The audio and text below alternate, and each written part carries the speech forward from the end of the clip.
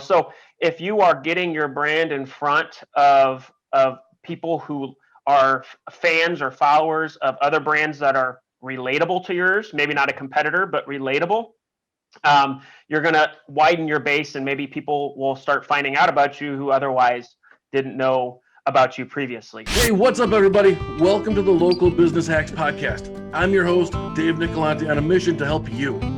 This show is here to educate you, inspire you, and most importantly, motivate you to dominate your competition. Whether you're brand new and just opening your doors, or looking to level up your existing business, you're in the right spot. Now, let's get this party started and talk some local business hacks. So, welcome back, local business hack listeners. A common topic that we're going to talk about a lot is increasing revenue.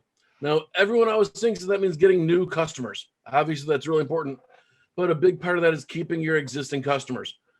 We have an awesome interview lined up today. We're going to be talking to Eisberg from Accuro, and we're going to talk about hacks which will help keep your customers coming back. That's what it's all about. So, Aaron, welcome to the podcast. I appreciate you being on here. Thanks, Dave. I appreciate it. Thanks for having me. Awesome. So, you're with Accuro. So, tell me a little bit about Accuro. So Accuro, what we do is we're a heart rate projection company and heart rate wearables software and medical grade scales and all of that as well. So primarily what we do is we work with fitness companies, fitness gyms, and really focus on small group training. And we provide the heart rate projection and the wearable technology that coordinates with that. So it helps kind of gamify the small group training experience. So if you're familiar, if any of your listeners are familiar with like Orange Theory, you have heart rate, and you track that, and you can kind of monitor your intensity and your effort. That's what we help do with our software and our wearables. That's awesome. So the wearables you're talking about is going to be a watch, I'm assuming. So yeah, there's watch devices, there's chest strap devices. We have armband devices, and also too, we work with and actually more recently we start working with Apple Watch as well. To coordinate with that as well. So help people utilize the type of devices they would like to use. Okay, and you can get some incredible information from the Apple Watches and from all those devices. That's awesome. What you mentioned about the projection software. Mm-hmm. So is that like the big scoreboard which shows everyone's results? And so tell me a little bit about the type of impact that's keeping score, sure. What that does for a business. Yeah, so you're exactly right. It is the display that is showing on the TV. So as a group class is participating, the trainer is able to, visually see, the effort and the intensity that individual members are putting into a workout.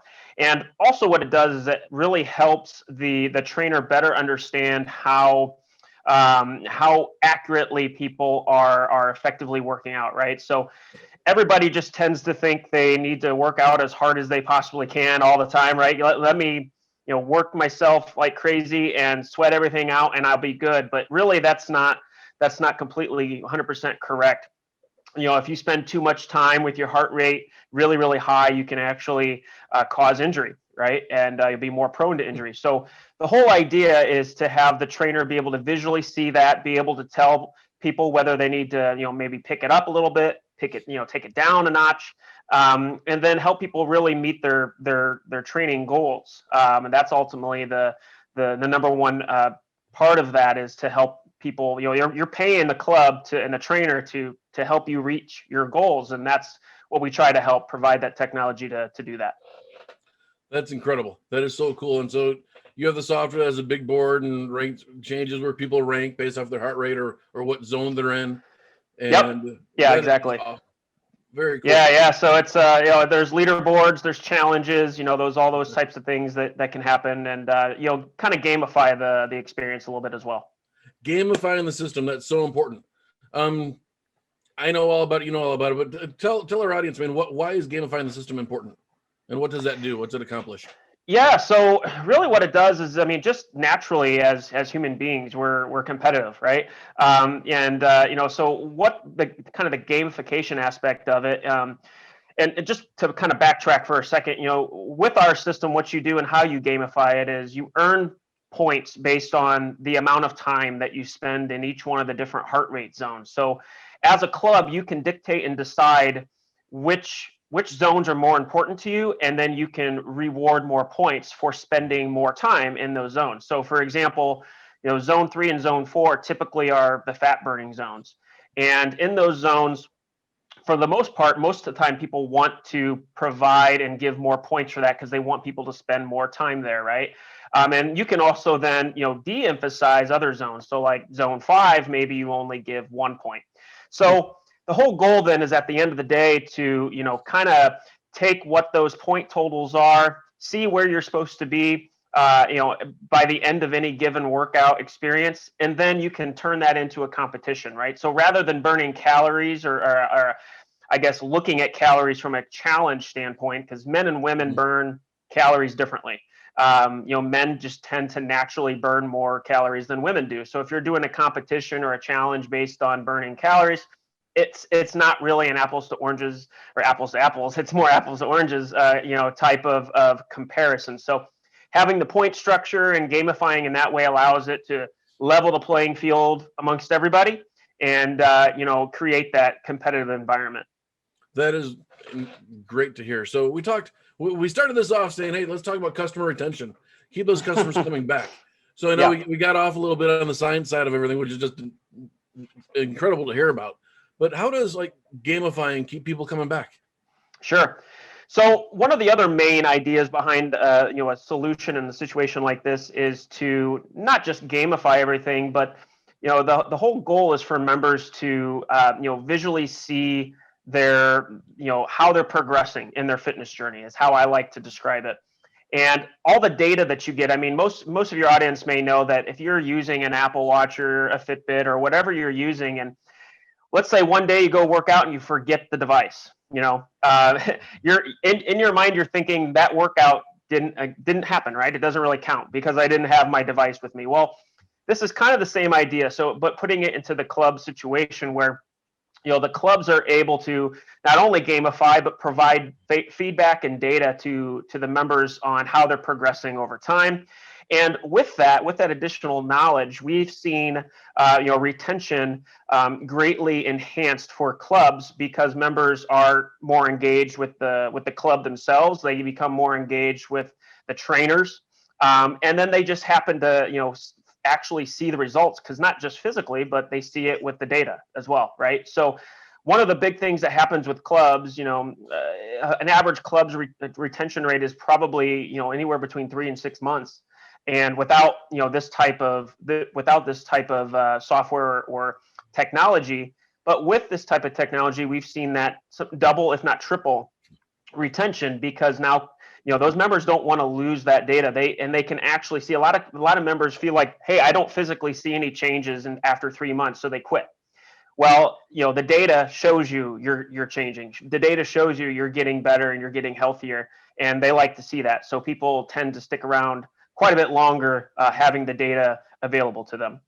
That's amazing. Who out there listening wants to increase their average customer lifespan by, or who wants to triple their customer lifespan on average? I mean, from 3 months to 9 months on average.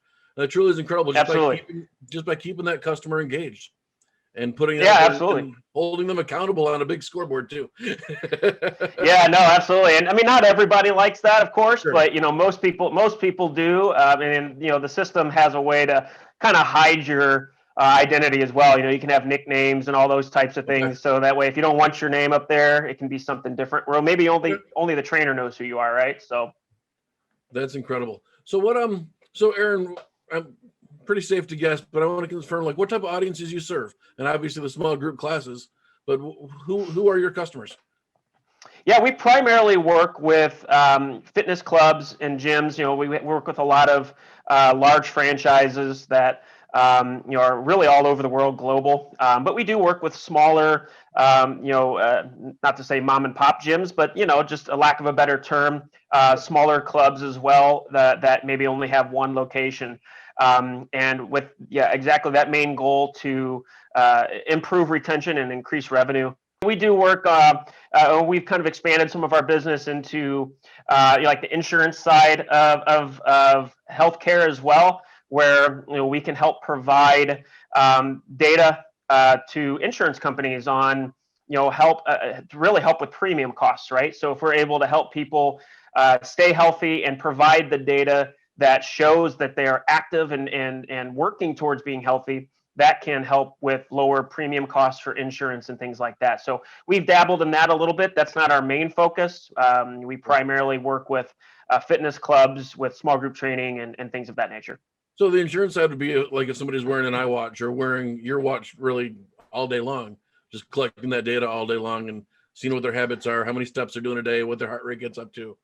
And it's kind of providing that data not only to the insurance companies but to the corporate as well. So more like corporate wellness, and then they're able to provide better and more cost-effective premiums to their employees for being active and being healthy. Okay. So for all these gyms, these studios, and some of the insurance side of things as well. And what's the biggest problem that Accuro solves, in your opinion? So I would say the biggest problem that we solve is helping clubs with retention and with additional revenue opportunities. The whole idea of what we try to accomplish with that is, I can give you an example. Is we had a club that was kind of on the fence on what they wanted to do with heart rate. If they weren't really sure if it was going to work for them or not, and they had 2 locations. So with that being said, we added the heart rate system into one of their locations, and then their other location was basically on the other side of town. Audience and their membership base was very similar in both, so it was a good apples to apples comparison of membership. And we put the system in one of their locations and tracked it over a 6 to 12 month period to kind of see what it did for retention and if it increased revenue in other ways, meaning being able to sell wearables and things like that.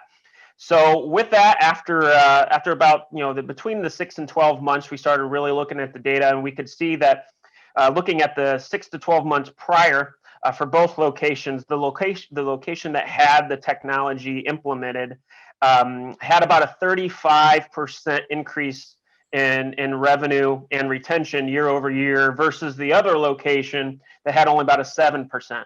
And now, granted, there could be other things contributing to that, but we could physically see people who were participating in the program were sticking around longer, and then since they were buying heart rate monitors from the club, it improved and increased the revenue at that specific location as well. So, we've seen it work, and that's not the only case. We've had hundreds, if not thousands, of cases very similar to that, and that's why there's a lot of clubs dedicated to even just doing heart rate, is like, for example, Orange Theory or a 9-round, something like that. Mm-hmm. That's amazing. Talk about a case study. So, how quickly was the owner sprinting to you guys to sign up the second location after they found out the results of the 35%? Yeah, right away. So as soon as those numbers started coming in, these were numbers from them. It wasn't necessarily that we were saying, hey, our system's increasing this. It was real numbers from them. They could see that, hey, yeah, we're improving our revenue just because we're selling heart rate monitors over here, or people are just sticking around longer. So it was pretty quick. If not right away, within a couple of weeks of after everything, and get it going. That is great. So you hit on something right there that could be very important for like our non-gyms. An additional, like an upsell, additional revenue opportunity. So you and Accuro, you make it so that the gyms can sell these watches or these wearables to their audience. And I believe, is white labeling an option with you guys as well? Did I remember that correctly? Yeah. Okay. Yep. Yeah, absolutely. So yeah, it's an opportunity to sell them, and then you can white label them with your brand and your logo and everything. Yeah. Yep. So that's awesome. Increasing that brand awareness and getting it out there and selling them to create more revenue. So for you non-gyms who might not have the ability or the setup where you're going to be monitored or put up a scoreboard with heart rate monitors, stuff like that, something to consider is you can always find something to keep that customer engaged and sell it and additional revenue upgrades. It keeps that customer committed. And if you've just spent X number of dollars on a new watch, you're going to darn sure make sure you're going to go out and get your use out of it, or else your wife's going to make sure that you go out and get the use of it if you spent the money on it, or your husband or whoever. So it's just another way for our small businesses to kind of sink their teeth into the consumer, get them to keep coming back. And retention is what it's all about. So many ways to increase the lifespan of that customer. And that's so important because everyone, it's so consistent. Small businesses want to increase their revenue, and their first reaction is, I need more customers coming in. And so when they do that, they're kind of forgetting about some of the other things. And they could maximize their existing customer base with upsell opportunities, do things to stretch the lifespan of every customer out. So really great things there. I love the information. Aaron, let me ask you this. So like we just kind of mentioned, I mean, a big part of our audience is going to be in the wellness world, but not everybody's a gym. So do me a favor. Can you share a hack with all of our listeners that these small business owners could use to help increase their retention, even if they're not a gym and they can't use Accuro, or even if they could? So I mean, I think there's a couple things that small businesses can do, especially kind of now with everything that's going on with the pandemic and all that. Budgets are being being cut and all that. And in my mind, I think it really comes down to education and using free platforms. So, like for example, if you're not currently using Facebook or Instagram or Twitter or anything like that, take advantage of those. I know a lot of people think they may be a little bit of a waste of their valuable time per se, but they really can be extremely valuable, especially with the way things are just going right now. And I mean, there's a reason why you see all these internet celebrities or YouTube celebrities, why people know them. I mean, just because they're on their social media, they say things that people are interested in. And if your audience is, if your audience is on Facebook or Instagram or any of those types of things, if you're there and you're answering their questions, you're talking to them, you're inspiring them, there's nothing, it doesn't cost you anything other than your time, right? And it's a way to just stay engaged. Right now, if you don't have a budget to spend on advertising or whatever you traditionally do more of, I would say social is a big hack. I mean, it's not a trade secret, right? No, I mean, everybody knows what social media is, but I think most people, the hack to it is just doing it. People just feel like it's not as important as it really can be to their business and being the face of your business. It's one of the things that kind of falls to the side. And it's like, it's when I have time, I'll do that. I'll do Facebook. And right. You mentioned the engagement on social media. I mean, that's huge. I mean, when you're looking at a gym or a yoga studio or a spa or a retail center, even a restaurant, and people want engagement, they want to know what's going on. And that's how people do it, is on Facebook nowadays, or on Instagram, on Twitter, wherever it is. I had a customer the other day ask me, well, what platform should I go on? There's no right answer for that. It's like, whatever you want to do, and wherever your audience is, and whatever you're more comfortable doing. And just like you said, it's like getting out there and doing something. And there's so many more opportunities now. I mean, there's all these different social media opportunities, but with all of them now, you can do live feeds, or you can do stories, right? And that's the type of thing that pops up at the top of everybody's feed. I mean, I work with a lot of fitness clubs where I'm not necessarily maybe following the club, but I'm following specific trainers, because those trainers are very into social, and what they do is they're posting live video of their workouts at that club, right? So it's helping with their brand awareness and all that, but it's the trainer doing that.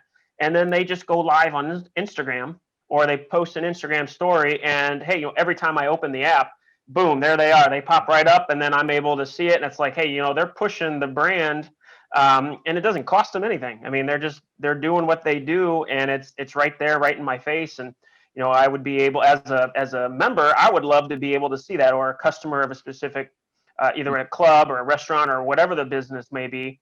And I'm definitely would love to see, even just me personally, small business around my town where I'm at that I follow, if I see they're active and doing things, they have specials, they have this going on, they have that going on, I'm more likely to want to engage with them, more now, and then maybe even more so after all this, COVID stuff passes. Absolutely. So I would say it's a good thing to consider. No, that's a great point. And there's so much that can be earned from there. It's free advertising. I mean, sure, there are ways to increase your ads and increase your exposure and all that. But even without doing that, it's still free advertising to get that customer engaged, get them interested, because when a customer's engaged, they feel like they're part of the family. Mm-hmm. And like if it's a gym they're working out at, you want to build that family environment, and they want to see what's going on. They want to look and see what the trainer's doing. They want to see what everybody else is doing. And it's a combination of that competitiveness, that family building, and all that means they're going to keep coming back.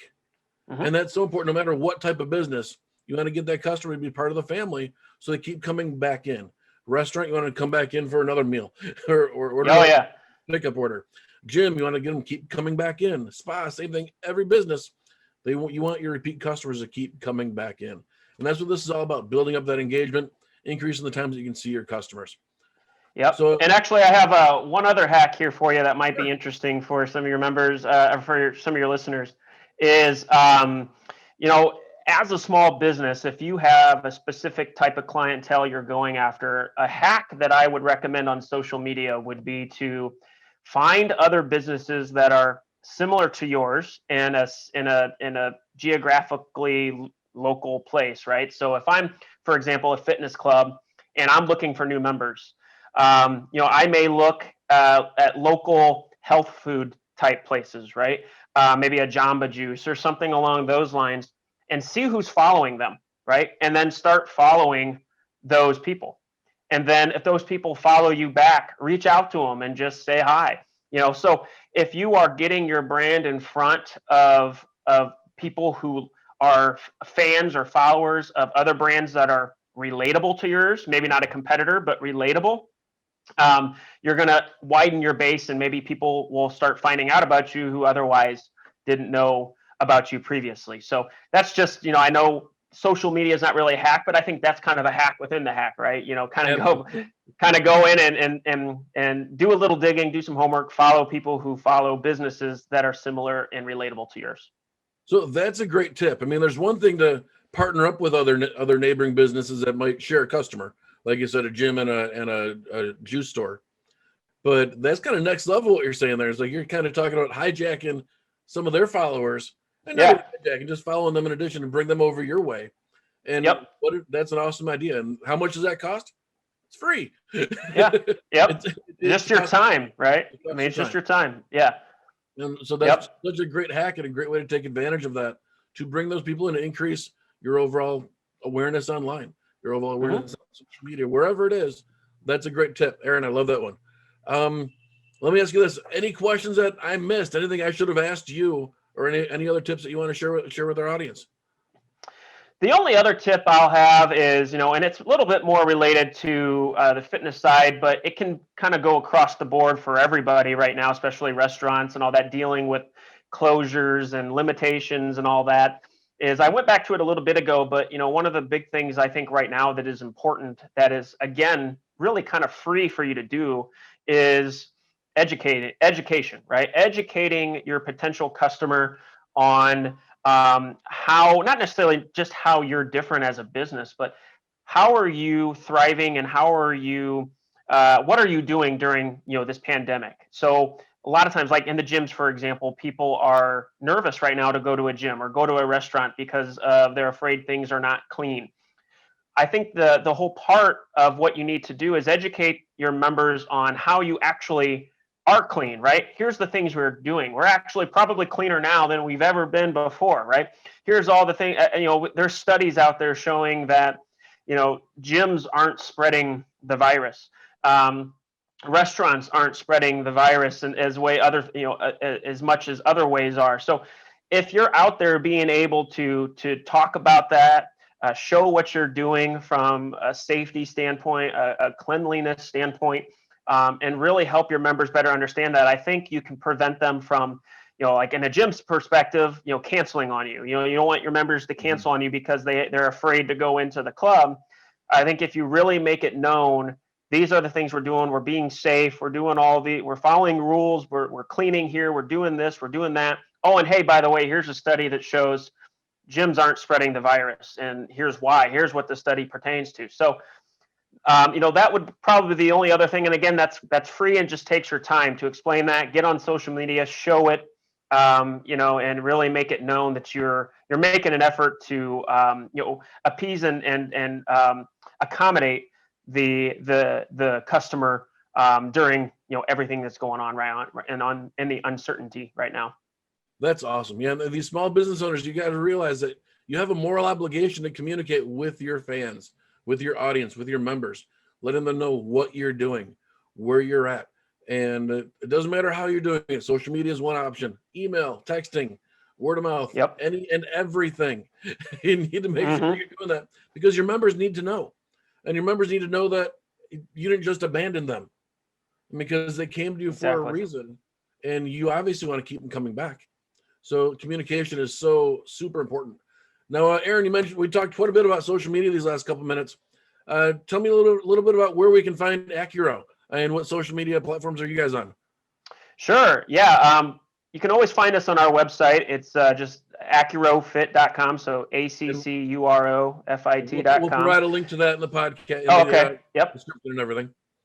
Okay, perfect. Yeah, and then we're on Facebook as well. We're on Twitter, and then very heavy. We blog very heavily as well. So I mean, we try to push out a lot of information, a lot of education on the blog, and it's not just heart rate related. And it's not always just fitness related as well. Sometimes there are some other small business type things we put up there as well, but heavily fitness related, but not just heart rate. So that's where we spend a lot of our time right now from a social media standpoint. That is great. So, Aaron, I totally appreciate taking the time to hop on here and talk with me and talk about everything that you do, everything that, it's all about keeping those customers coming back. And it's kind of it's a sneaky way to increase revenue. Especially if you're in an industry where you lose your customers on average every 6 months. You have to recycle them. What's it look like for you if you're able to keep those customers for 9 months or a year? Yep. And just huge, huge things for your revenue. So it's kind of like a sneaky revenue builder. And so I appreciate all the hacks, Absolutely. appreciate the time. I hope you and Accuro, I wish you guys the best of success. And I look forward to talking to you sometime here in the near future. Awesome. Yeah, thanks, Dave. I appreciate your time as well. Thanks for having me. We really appreciate being able to talk with you and talk to your audience. So, thanks again, and look forward to talking to you again soon. Awesome. Thanks, Aaron. Thanks. Wow. So that was just some incredible stuff. So many tips, tricks, and things to implement. Remember, that was a lot of advice that was just shared right there. Advice that every type of business can use. So remember, find those couple of things that are fit for you. Figure out a plan, how to implement them, what to do. Don't try and do everything all at once right away. Remember that old saying, that old question, how do you eat an elephant? Well, if you know the phrase, you probably know where I'm going with this. But you can't do everything at one time. Remember, you eat that elephant simply one bite at a time. Set your plan, stick to it. So I want to give thanks to our awesome guest. If you want to find out more about today's topic and guests, make sure to check out our show notes. All the guest information is there on our website, and that website is localbusinesshacks.com. Now, there's a dash between each word, so it's www.local-business-hacks.com. Check that out. And, of course, I want to give a big thanks to you for listening. So if you enjoyed this episode, please let us know. Leave a review on whatever service you're listening to this on. And if you have any questions or just want to keep the party going, please join our Facebook group at Local Business Hacks. Till next time, cheers.